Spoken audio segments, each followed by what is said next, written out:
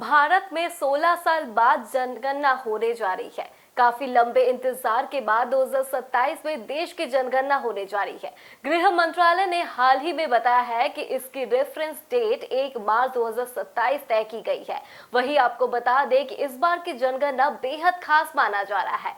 इस बार की जनगणना खास इसलिए है क्योंकि पहली बार इसे डिजिटल तरीके से किया जाएगा और आजाद भारत में पहली बार इसमें हर जाति का डेटा भी जुटाया जाएगा। सरकार के मुताबिक जनगणना 2 चरणों में की जाएगी। पहले लद्दाख, जम्मू कश्मीर, हिमाचल और उत्तराखंड जैसे ठंडे इलाकों में 1 अक्टूबर 2026 को जनगणना की तारीख मानी जाएगी। बाकी देश के लिए ये तारीख 1 मार्च 2027 रहेगी। रेफरेंस डेट यानी वो दिन होता है जिस तारीख तक के आंकड़े इकट्ठे किए जाते हैं। हालांकि जनगणना की शुरुआत और खत्म होने की तारीख सरकार ने अब तक साफ नहीं की है। जनगणना का मकसद हर इंसान से जुड़ी जानकारी इकट्ठी करना है, जैसे कि कहाँ वो रहते हैं, क्या करते हैं, कितने पढ़े लिखे हैं, किस धर्म या जाति से है, उनके पास घर है या नहीं आदि। जनगणना हर 10 साल में एक बार होती है। पिछली बार 2011 में हुई थी और अगली 2021 में होनी थी, लेकिन कोरोना महामारी की वजह से उसमें देरी हुई।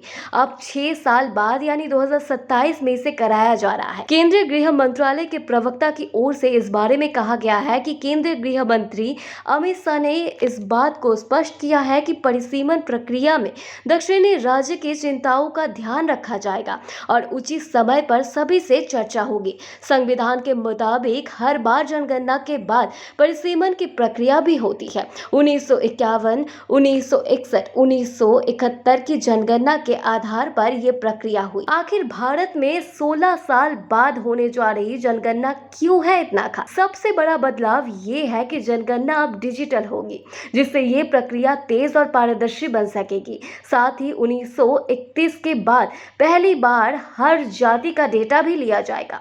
अब तक सिर्फ अनुसूचित जाति और जनजाति का डेटा लिया जाता था, पर अब हर नागरिक से उसकी जाति पूछी जाएगी। जनगणना का असर सीधे महिला आरक्षण और परिसीमन पर पड़ेगा। महिला आरक्षण कानून कहता है कि संसद और विधानसभाओं में महिलाओं के लिए 33% सीटों का आरक्षण तभी लागू होगा जब जनगणना और परिसीमन की प्रक्रिया पूरी हो जाएगी। परिसीमन का मतलब होता है कि लोकसभा और विधानसभाओं की सीटों का नए सिरे से बंटवारा। ये बंटवारा जनसंख्या के आधार पर होता है। इसलिए दक्षिण भारत के कुछ राज्य चिंता जता रहे हैं कि उनकी धीमी जनसंख्या वृद्धि से उन्हें नुकसान हो सकता है। बताया जा रहा है कि इस बार जनगणना के आंकड़े बहुत महत्वपूर्ण माने जा रहे हैं।